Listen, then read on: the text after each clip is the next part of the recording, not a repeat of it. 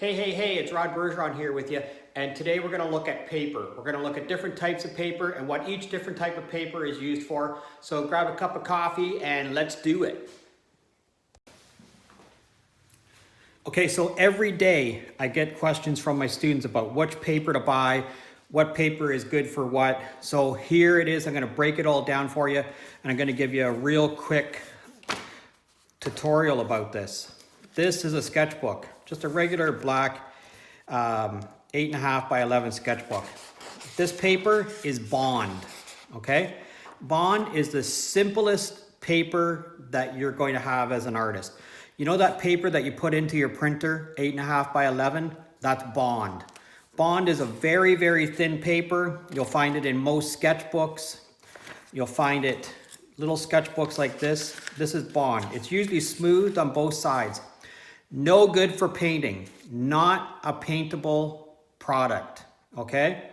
It's good for pencil and pen, and in some instances, pencil crayon, things like that, but nothing that's wet. So it's no good for any type of painting. So Bond is the most common type of drawing paper you're going to find, and it comes in all kinds of sizes. This little sketchbook, Bond. See, this one is slightly yellow compared to the white of this one. You're going to find it in lots of different colors, yellowy like this, white like this, and a normal kind of big sketch pad will be sort of like that. You're going to find it in all different shapes and sizes. So if you're an artist that likes to work in pen or pencil, graphite, some soft, not soft pastels, but like pencil crayons, those kinds of things, Bond is the paper that you're going to most commonly find. Now, I make no secret about it. I'm not a big fan of Bond paper unless it's in a sketchbook. So this sketchbook, which has got a hard cover on it, I really like this particular type of sketchbook. They last for a really long time. The paper in them is good for pen, and the paper in them is also good for pencil. Okay? So something like a black Sharpie pen, perfectly fine in this. Black Sharpie, in other words, you know, not necessarily this big a Sharpie, but like a regular Sharpie, you know, this kind of Sharpie, is no good on this kind of paper. It will bleed through to the next couple of pages. So Sharpie pen, okay. Pencil, okay. Everything else, not so much. All right. This is also Bond. So this is a big sketch pad. This sketch pad here is just, again, regular Bond paper. Okay, so another kind of paper that you're going to see quite often is tracing paper. And this particular pad is 14 by 17.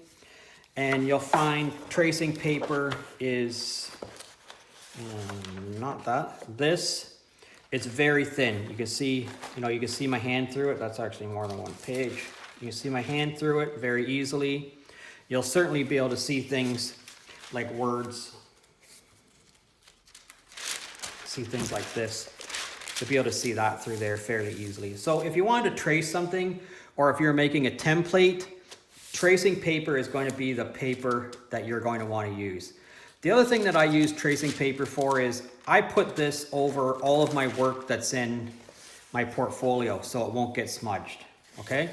So tracing paper, it's quite handy to have around, and this package of 50 sheets, I believe, was only a couple of bucks, probably under $5. So, all right, so let's talk about some other paper here. So here's some paper that I have.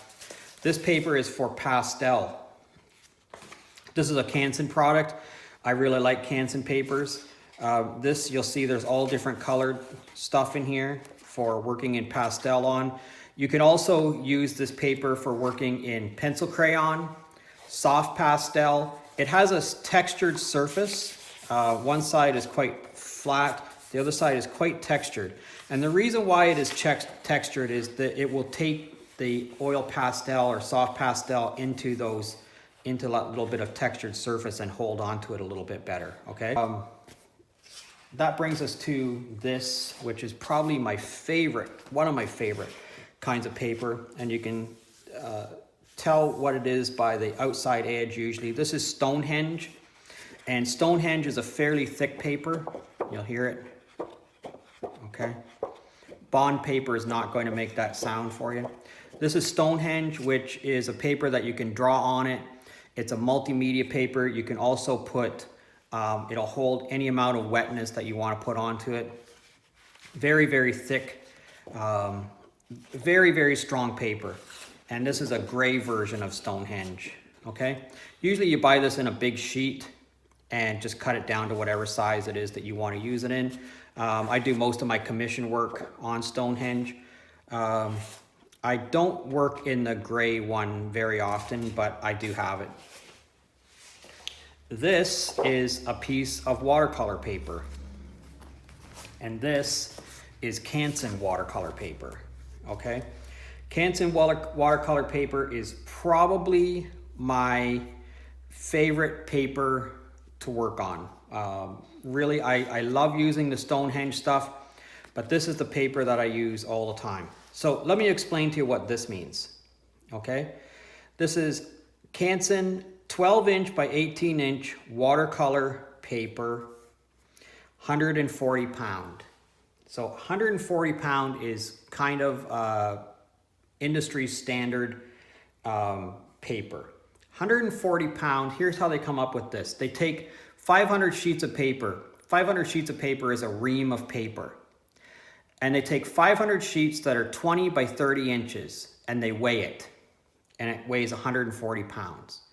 So a paper that's thinner is going to weigh less. So 500 sheets of a thin paper is going to weigh less than 500 sheets of a thick paper. That just makes sense, right?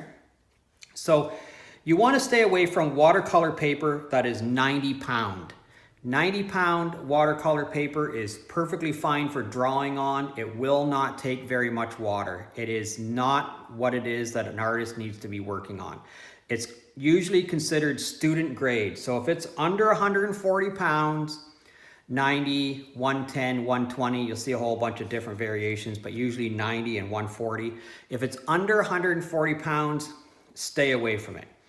I prefer Canson watercolor paper.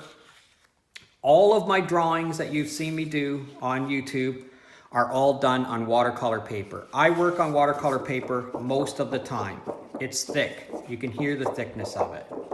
The reason why I draw on watercolor paper is lots of times I get done a drawing and I think, oh, if I had a little bit of blue watercolor on this, it would be better. Or if I had a little bit of green on the grass, that would be better. So I like to draw on my watercolor paper. It allows me the opportunity to paint it with watercolor. If you draw on normal bond, you do not have the opportunity to paint it. There's a variety, a big variety, okay? This is Strathmore watercolor paper, and you'll see it's a little bit more yellowy than this Canson paper, which is perfectly fine if that's what it is you're going for. This is Canson watercolor paper. It's also 140. It's 9 by 12 inches, okay? 9 by 12 inches. So you can get watercolor paper that goes up to 300 pounds. It's very, very thick, very, very coarse. Some of it's almost like board. But, you know, get the stuff that serves the purpose for what it is that you're doing. All right, I have some watercolor paper here, and this is 140 pound, but it's rough, okay?